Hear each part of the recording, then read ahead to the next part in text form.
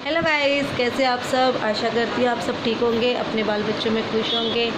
और आप लोग का सबका स्वागत है मेरे पारचास ब्लॉग पे और गाइस पारचास चैनल पे और यूट्यूब चैनल पे। और गाइस आप सब कैसे हो, अच्छे होंगे, भले चंगे होंगे, अपने बाल बच्चों में खुश होंगे। और गाइस आज मेरा चेहरा बहुत मुरझा रखा है, देख रहे हो, जैसा कि आप सब जानते होंगे।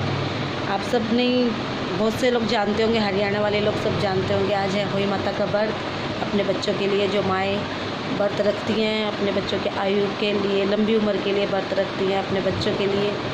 और गाइस वो व्रत मैंने भी रखा है गाइस, मैं हर साल रखती हूँ गाइस।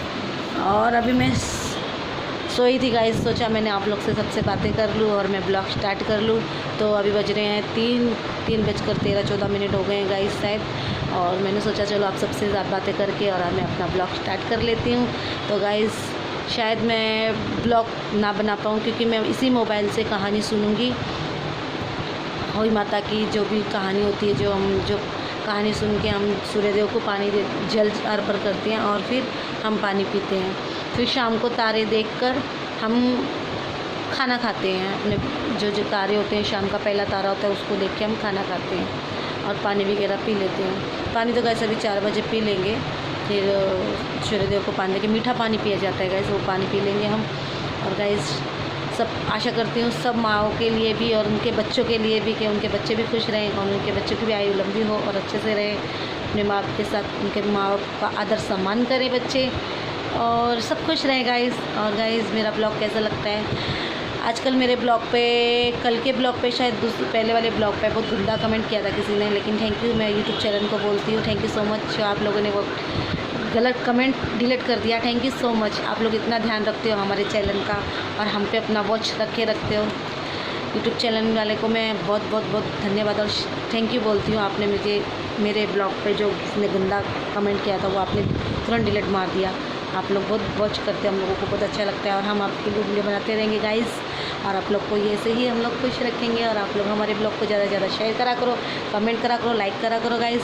और गाइस ज़्यादा मुझे कुछ बोलने भी नहीं आता है गाइस, इग्नोर मारना अगर कुछ मैं गलत बोल दूँ और किधर मेरी मिस्टेक हो जाए गाइस, प्लीज़ आप लोग मुझे बता दिया करिए कि सीमा दीदी आप इधर मिस्टेक कर रही हो, ऐसे बोला करो, वैसे बोला करो। कोई बात नहीं गाइस, आप मुझे सिखा दिया करो।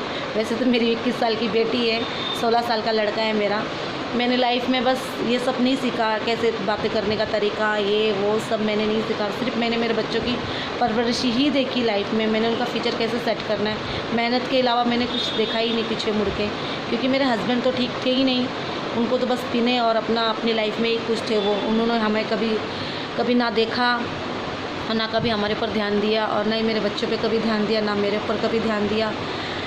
जब जिंदा थे तब भी हम ऐसे थे, अब वो हो गए हैं तो उनका क्या ये करें गाइस। सॉरी गाइस, बोलना नहीं चाहिए, लेकिन मुझे कुछ अफसोस नहीं है मेरे हस्बैंड का। मेरे को ना पहले था, ना अब है, ना मैं कभी करूँगी। क्योंकि गाइस जो बंदा अपनी जिम्मेदारियों से पीछा छुड़ा के भागता रहे तो इंसान माँ बाप कहलाने लायक नहीं है गाइस।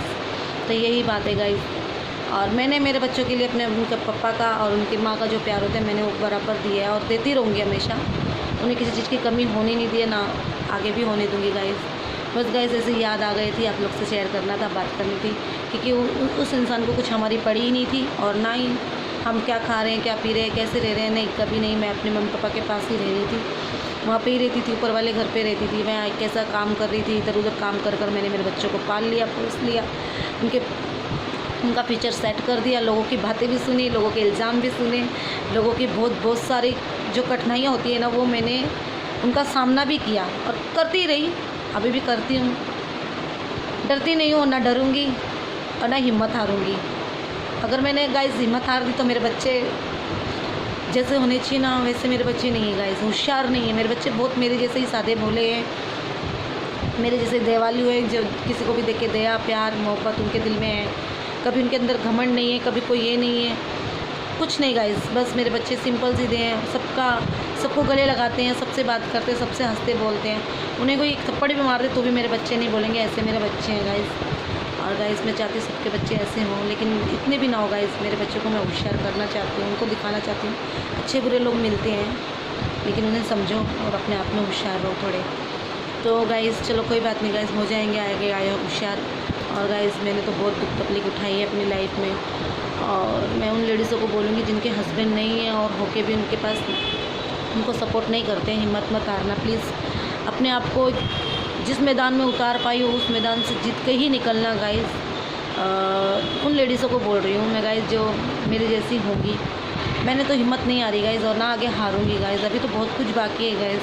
हमारे घर में भी तो अभी बेबी आने वाली है गाइस। मैं क्यों झूठ बोलूँ गाइस, मेरी बेटी प्रेग्नेंट है और उसकी एग्ज़ाम भी चल रहे हैं।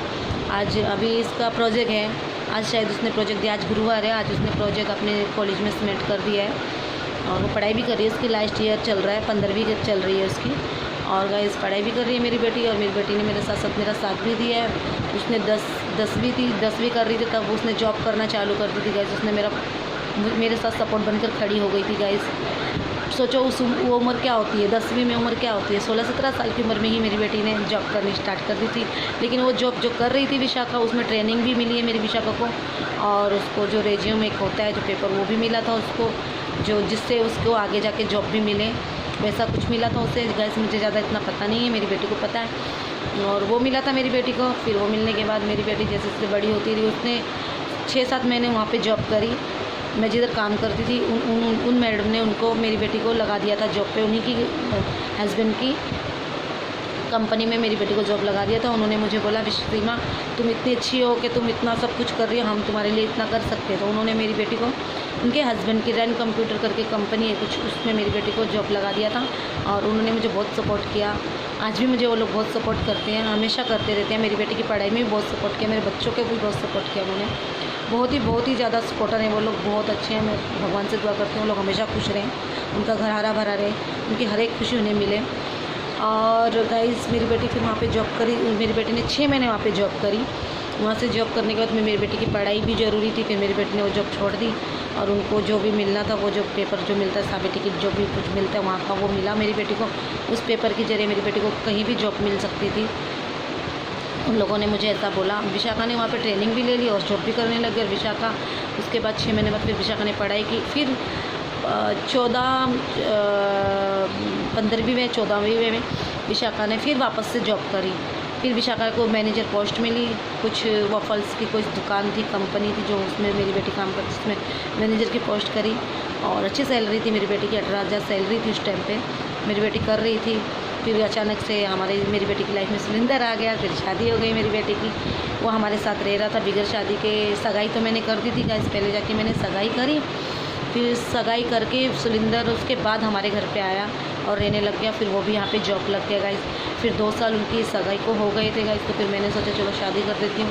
बहुत से लोग हमारे आजू बाजू वाले बहुत बोलते हैं कि जल्दी शादी करती लड़की की। गाइस मुझे अपना सब कुछ देखना था गाइस, तो फिर मैंने शादी कर दी विशाखा की। अब दोनों हस्बैंड वाइफ जॉब करते थे और अब फिर विशाखा अब जॉब नहीं कर सकती है गाइस। तो बीच में हमारे थोड़े पल बहुत कठिनाइयाँ आई हमारे ऊपर गाइस, बहुत कठिनाइयाँ आई। मैंने आप जान ही सकते हो गाइस, एक लेडीज़ अकेले शादी करती है तो कितना खर्चा आता है। इधर उधर से पैसे भी लिए मैंने, शादी की मेरी बेटी की।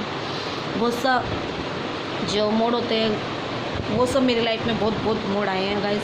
थोड़ा बहुत अभी मुझे शादी का बहुत कुछ देना है, किसी का जिसका लिया उसका देना लेना भी करना है गाइस। और मैंने मेरी बेटी की शादी कर दी और अब थोड़ा टेंशन में चल रहे हैं गाइस। हो जाएगा टेंशन, आप लोग का साथ रहा, आप लोग का सपोर्ट रहा तो वो टेंशन भी जब बहुत जल्द ख़त्म हो जाएगा गाइस। और गाइस अब विशाखा जॉब पे नहीं जा रही, अब मैं जा रही हूँ। अभी मैं भी 1 महीने से ही जा रही हूँ, 1 महीना भी नहीं हुआ है गाइस, मुझे 1 हफ्ता ही हो गया है शायद। अब मैं जॉब पे जा रही हूँ, सुलिंदर जा रहा है, सुलिंदर भी थोड़ा बहुत देख रहा है गाइस और मैं भी देख रही हूँ। सुलिंदर को अपनी फैमिली भी देखनी है गाइस। और गाइस देखो अभी क्या कर सकते हैं आगे आगे गाइस।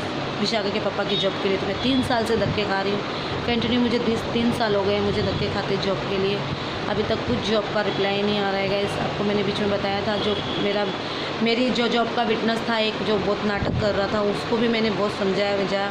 वो भी अभी आया है क्या पता नहीं सर, मेरा फ़ोन नहीं उठा रहे हैं और मुझे टाइम नहीं मिल रहा है, मैं कैसे जाऊँ वहाँ पे। और फिर मैं भी टाइम निकल के गाइस जाऊँगी, क्योंकि मैं सुबह 5:30 बजे उठती हूँ, मैं 5:30-6 बजे घर छोड़ देती हूँ, मैं काम पे जाती हूँ गाइस। फिर उसके बाद मैं आती हूँ 10 बजे, आके देखती हूँ। फिर विशाखा की तबीयत पानी भी देखनी पड़ती है गाइस मुझे, घर का काम करती हूँ गाइस। मैं कब मैं जाऊँ वापस, तो गाइस कभी टाइम निकाल के फिर जाऊँगी BMC में। आप लोग दुआ कीजिए कि मैं जल्द से जल्द मेरी BMC जॉब पे